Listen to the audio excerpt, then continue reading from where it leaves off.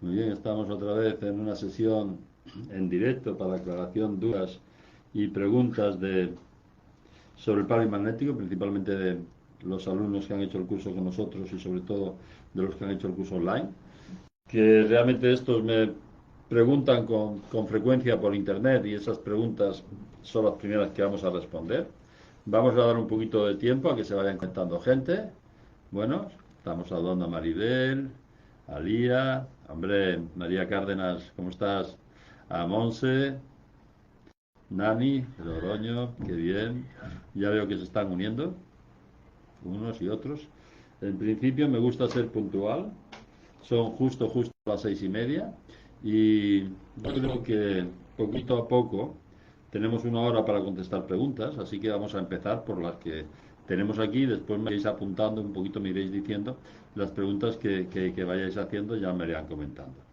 En primer lugar tengo a Laila, que me pregunta ¿qué información se le da al consultante una vez finalizado el rastreo?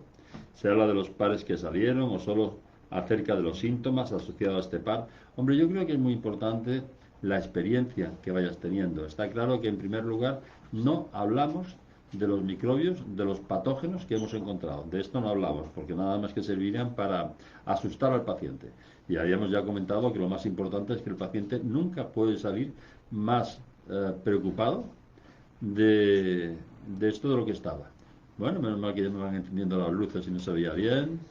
Sí, bueno, bien. En segundo lugar, mira, ya con la experiencia que tienes, yo con los pares que le van saliendo, me gusta interrogar un poquito al paciente. Ya sé que me ha salido esto y esto, y entonces puedo preguntarle cómo está a nivel de digestiones, si tiene acidez, si tiene contracturas musculares en la espalda, si se le duerme una pierna, si, en fin, si tiene muchos gases, si realmente, pues, cómo son sus bronquitis, sus resfriados. Es decir, a mí me gusta después, una vez que me he encontrado unos pares u otros, indagar al paciente de la sintomatología que ha tenido los años anteriores y la que nos trae, cómo es de acentuada, si me he encontrado algún accesito en donde tengamos que drenar.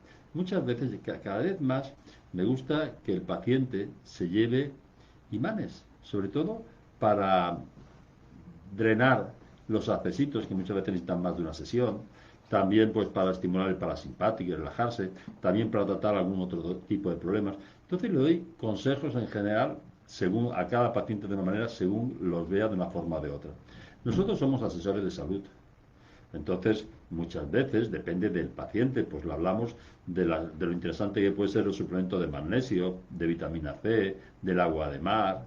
Depende de cada paciente, es diferente. Lo único que no hacemos es hablarle ni de patógenos y los síntomas. Cuando hablamos de los síntomas, siempre tiene sentido tener algo de experiencia, de la experiencia que ya cada uno va a ir adquiriendo, de cómo van a ir mejorando estos síntomas. Hay cosas que desaparecen muy rápidamente, muchas enfermedades digestivas curan de una manera muy rápida. Hay otras cosas que cuando se acumulan toxinas en las articulaciones que es más difícil es quitarlas. ¿Qué cantidad de indicaciones cada vez más le vemos al par María para tratar articulaciones y para sacar toxinas del sitio donde se han acumulado? Y ya iremos sacando experiencias. Cada uno le damos unas instrucciones diferentes y le hablamos de unas cosas diferentes. ¿Podemos hablar de los pares? Sí. Lo que no podemos hablar es de los microbios que teóricamente están asociados a estos pares. Podemos hablar de las disarmonías energéticas que hemos encontrado en este sitio y de cuál ha sido nuestra experiencia hasta ahora al tratar esa serie de problemas. Eh, no creo que podamos dar unas instrucciones siempre iguales a todos los pacientes. Si es verdad, vuelvo a insistir, que nosotros tenemos que ser asesores de salud y queremos un poquito haciendo unos comentarios a un paciente u otro dependiendo de cómo sea el paciente. No son dos iguales, pero sí lo hablaremos. Esos 15 minutos en donde aquí en España tiene colocados los imanes, o 15 o 20 minutos, lo necesitamos para hablar al paciente y darle mucha información de muchas cosas, de todo lo que se nos ocurra.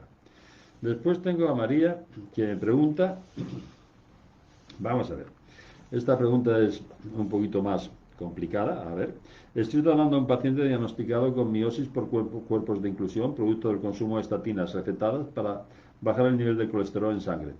La paciente tiene 52 años, presenta debilidad muscular progresiva que afecta principalmente a los músculos de las piernas, muslos. Ya no puede caminar, también se está afectando progresivamente los cuádriceps y los flexores de los miembros superiores. Llevamos 3 sesiones con rastreo completo. Desde la primera se ha sentido mejor. ¿Alguna recomendación adicional? Bueno, muchas gracias, María. Vamos a ver. Aquí tenemos dos aspectos importantes a considerar.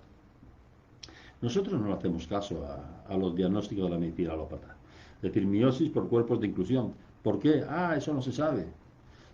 Para nosotros sí, para nosotros volvemos a decir que en el cuerpo hay 100 billones de células, 1000 billones de bacterias simbióticas que no nos hacen daño, que viven simbióticamente con nosotros, y que cuando se altera el nivel energético de alguna parte del cuerpo, entonces aparecen unos microbios diferentes que ya no son los que viven normalmente en el nivel energético neutro, y que estos microbios, si son seres vivos, si come, digieren, mean y cagan, los meaos y los cagaos de estos microbios, las toxinas que sueltan, son las que se acumulan en algún sitio del cuerpo, y donde se acumulen ahí nos dan la lata.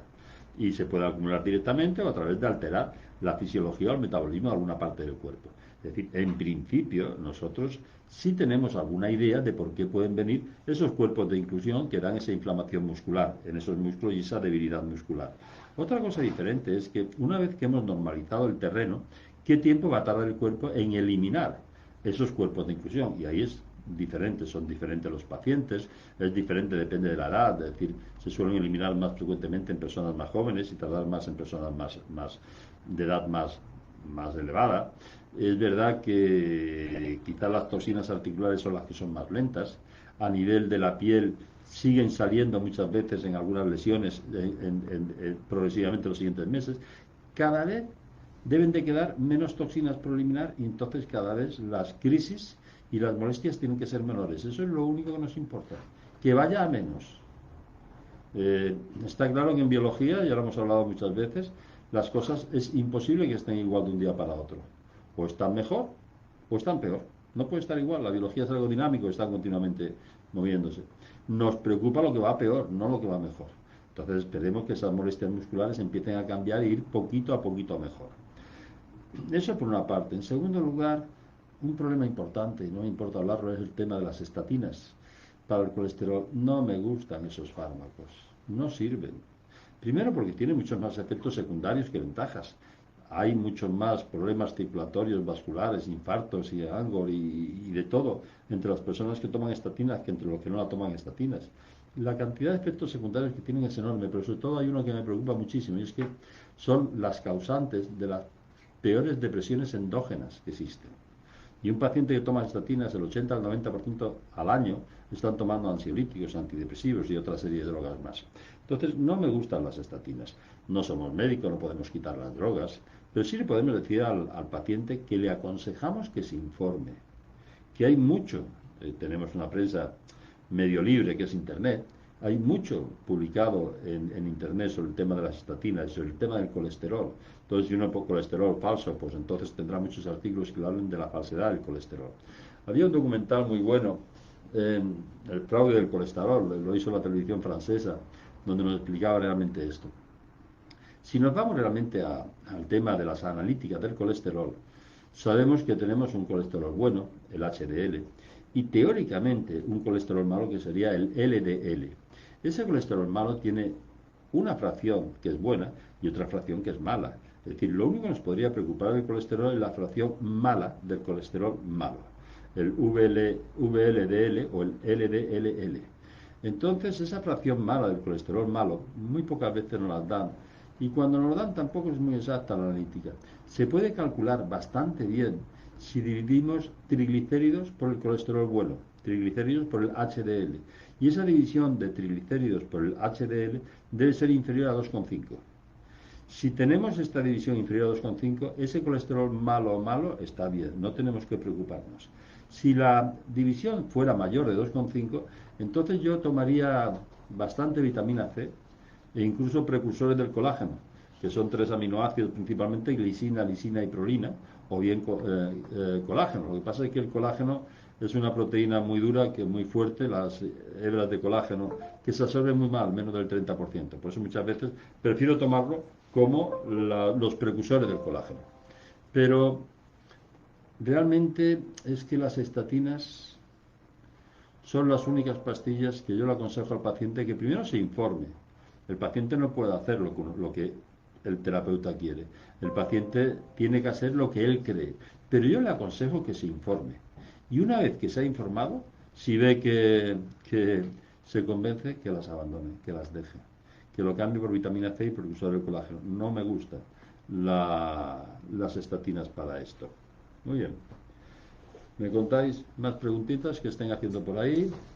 Sí. Vamos a ver. Salvador en Facebook, Alex Sepúlveda pregunta, una consulta. Si se ha puesto un implante de titanio para un implante dental, ¿es recomendado usar el Palmaría para cicatrización? Muy bien. Buena pregunta. Está claro que el titanio es inerte a las fuerzas magnéticas. Es un metal biocompatible que no vamos a hacer nada sobre él. Diferente es sobre los tejidos circundantes. Ahí sí nos va a funcionar muy bien. Es decir, no solamente el Palmaría. Yo en principio lo primero que haría es utilizar durante 15 minutos una vez puesto un par temporal. El negativo donde le han puesto el implante y el positivo al riñón más cercano. Y vamos a desinflamar esta zona y a evitar todo. Después, intentar mantener un nivel energético neutro en esa zona sería muy interesante. No necesitaríamos tomar antibióticos y podríamos solucionar muchas cosas. El problema es que colocar los imanes dentro de la boca en un lado y en el otro lado del maxilar, al lado del implante, es complicado. Poner los imanes en la mandíbula en un sitio y en otro sitio ya no sería lo mismo. Pero los imanes, está claro, primero no le pueden hacer daño y siempre le van a venir bien. Van a estimular la cicatrización ósea alrededor del implante y van a mantener ese nivel energético neutro normal. No nos van a hacer daño.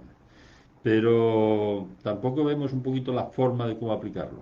Sí me gustaría un par temporal recién puesto el implante para desinflamar todo. Eh, Bien, puede ponerse el Palmaría, no va a venir mal y podrá ayudar en la cicatrización ósea.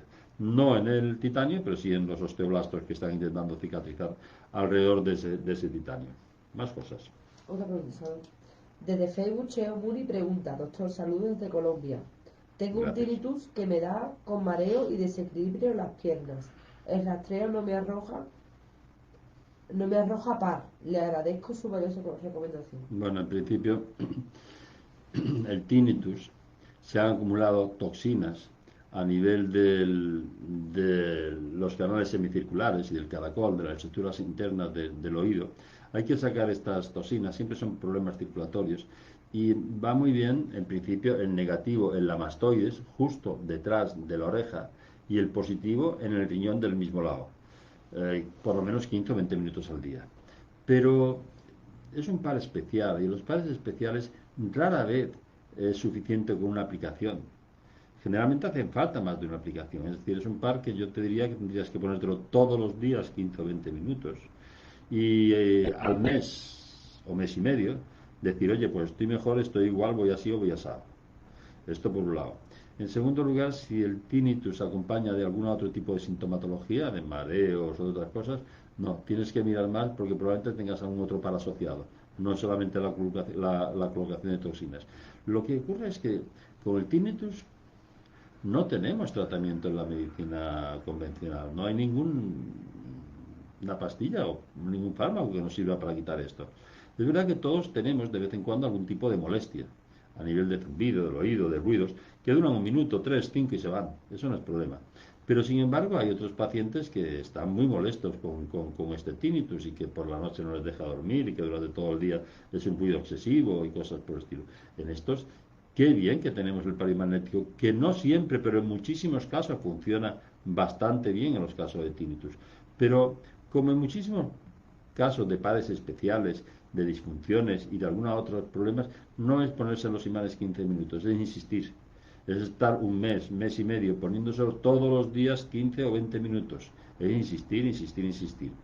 Es relativamente frecuente. Por eso cada vez más nos gusta que muchos de nuestros pacientes se llevan imanes para casa y los utilizan en su casa. Y sobre todo en el tinnitus no es una aplicación, son bastantes. Es decir, que insistas y que si tienes otros síntomas aparte de, vuelve a rastrearte o que te rastree otro compañero porque tienes algún otro par que me está justificando estos otros síntomas aparte del ruido en el oído. ¿Bien? Muy bien. Otra pregunta, Salvador, de Instagram. Becaribe pregunta, ¿se puede poner imanes con stent? Sí, claro, no tiene ningún problema. Incluso a nivel del corazón. Todos estos estén y todos estos, los tornillos, las placas, las prótesis de Thomson, todo esto está hecho con titanio. Es un metal muy biocompatible e inerte. No le vas a hacer daño con la fuerza magnética. No tienes ningún problema en poner esto. No le pasa nada. No pasa nada. Puedes ponérselo perfectamente, incluso encima del corazón, para pericardio o coronarias o cualquier otro par que te encuentres ahí. No tienes problemas. Otra pregunta, Salvador. Nos pregunta, doctor, próximamente estaré tomando el curso online, sin embargo, quiero ver si puedo orientar. Tengo un paciente de 40 años con FT en el seno derecho. He realizado varias veces y he eliminado el Microbacterium leprae. Y continúo con el rastreo, cada vez salen menos pares, pero siempre hay 3 o 4 que siempre siguen saliendo, diferentes. Y siempre impacto seno con la lesión en negativo y riñón derecho positivo. He escuchado que el imán positivo no se puede colocar en el área de la lesión, según en su recomendación al respecto. De antemano, muchas gracias. Saludos desde Ciudad de Juárez, México. sí. Qué maravilla. Juárez. Muy bien, muchas gracias. Yo creo que pronto estaremos en Costa Rica. No sé si tendremos suerte y podremos ir pronto a México, ya veremos. Y el curso online espero que te guste, espero que está hecho con todo nuestro cariño y por lo menos es bastante parecido al curso que damos presencial, por no decir, a veces más completo porque hemos tenido más tiempo para explicarnos. En principio, en cuanto a tu pregunta, vamos a ver. Tú tienes que mirar al paciente una vez a la semana, una vez cada 15 días, hasta que lo exploras entero y no te encuentres ningún par. Y está limpio de pares. Mientras que te encuentres 2, 3 diferentes cada vez, pues tendrás que volver a tratarlo. Es verdad que tanto en el curso online como en el presencial, como tengo un vídeo subido creo que a Instagram y también a nuestra página web donde explico lo que para nosotros son los falsos positivos. Los falsos positivos, el día que lo descubres te sale la mitad de los pares, que quiere decir que cuando tú ves que hay un pie que se acorta, si tú tiras y lo puedes poner bien, eso es un falso positivo, es algo que tú has influido en la exploración del paciente. Cuando es un verdadero positivo y el pie se acorta, cuando tiras no lo puedes poner bien, hasta que nivelas energéticamente con el imán positivo en el otro sitio. Entonces, si continuamente te salen 3, 4 pares, cuidado, empieza a distinguir lo que son verdaderos pares de falsos positivos. Eso es importante y tenemos un vídeo subido, creo que en Instagram y también en nuestra página web, al respecto de lo que son falsos positivos y cómo identificarlos. Y que creo que sería muy interesante que lo vieras. Creo que es, no sé si en Instagram o en dónde es, donde tenemos subido en Instagram, ¿no? Bien, en Instagram y en Facebook, en los dos sitios lo tenemos subido para identificar esos falsos positivos. Cuando has visto al paciente tienes que verlo hasta que te encuentres que no tiene pares. Y cuando no tienes pares, podrás, si no se ha curado todavía, espaciar las visitas en el tiempo y verlo al mes siguiente o a los 20 días, es decir, darle tiempo a que ese cuerpo vaya eliminando esas toxinas. Pero primero que lo hayas explorado y no tenga pares. Mientras que tenga pares, la culpa son de esas disarmonías energéticas en el cuerpo y tienes que seguir viéndolo. Una vez que ya no tiene pares, lo normal es que vaya mejor. Espérate un poquitín y lo normal es que vaya mejor. Si no, sí, generalmente vaya mejor. Y si no, puedes utilizar siempre técnicas de detoxificación para eliminar esas toxinas de una manera o de otra. Ya sea, hay muchas cosas. Ahora mismo está muy de moda un inmunocal para potenciar la producción de glutatión, que es un antioxidante muy importante. Qué bueno es el ozono, qué bueno es la hipertermia, qué buenos a nivel de seno son los vapores de eucalipto, qué bueno es decir, cuando no tenga pares que estén produciendo esas toxinas que le está provocando esa patología, ahí empezará a utilizar técnicas de detoxificación para poder eliminar esas toxinas antes de tiempo. Pero me decían de pequeño que antes de limpiar deja de ensuciar. Nos decían niños a la calle que tenemos que limpiar la casa, es verdad. Mientras que tengas pares que estén provocando toxinas, que estén ensuciando el cuerpo, ¿para qué te sirve limpiar si la vas a seguir produciendo? Entonces, pero en principio está claro, lo siento, yo espero que cojas el curso online, siempre te va a gustar mucho y siempre vas a aprender mucho, pero a explorar, a explorar, a explorar, a explorar. Si me sigue diciendo, es que me siguen saliendo 3 o 4 pares, es que me siguen saliendo 3 o 4 pares, a mí también me pasaba cuando empecé. Ahora mismo yo vuelvo a decir al paciente, le digo que estos son 4 citas, que generalmente la mayoría de veces son 2 o son 3. Recuerdo que el doctor Goy, yo ya cuando pasaba consulta con él a su última época, cuando realmente ya estaban mayores, y le decía a los pacientes, no vuelvan, no vuelvan, no vuelvan, tenía demasiados pacientes. Yo no, yo quiero verlos hasta que veo que energéticamente ya no puedo hacer mucho más de nivelar estas historias. Es verdad que yo diría que el 70% de los pacientes, quizás más, en la primera cita es suficiente. La segunda cita que vienen limpios. Y cuanto más afectados están, más enfermos están, más vienen limpios y curados y mejores. Hay un 20 o un 30% de pacientes que pueden necesitar en la segunda cita quitarle esos pares u otros que pueden aparecer por el tema de la entropía corporal, en donde las curaciones se producen de arriba abajo, de dentro a fuera y de pares más importantes pero menos importantes, o que le están dando menos lata o que le provocan menos sintomatología. Y muy pocas veces llegamos a necesitar las 4 sesiones, pero al principio no era así.